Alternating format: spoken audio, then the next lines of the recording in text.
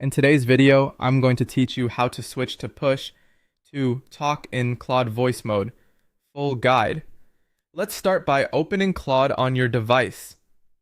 Once you're in, look for the small microphone icon on the screen. Tap that to enter voice mode. If you see a prompt asking for microphone permission, go ahead and allow it so Claude can hear you.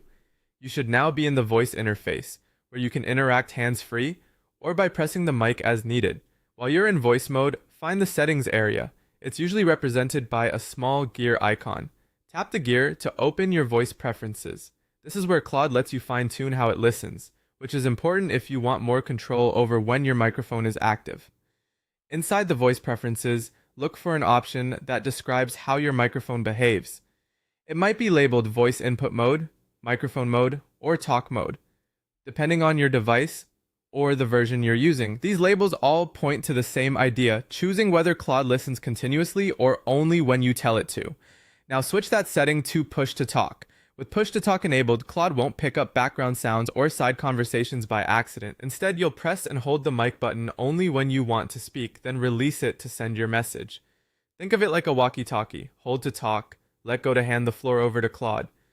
This mode is great for privacy, noisy environments, or times when you want laser-focused control over what gets recorded. Once you've selected push to talk, it's time to test it. Press and hold the mic button, speak clearly, then release. You should see a quick visual cue that your audio was sent, followed by Claude's response on screen or in voice.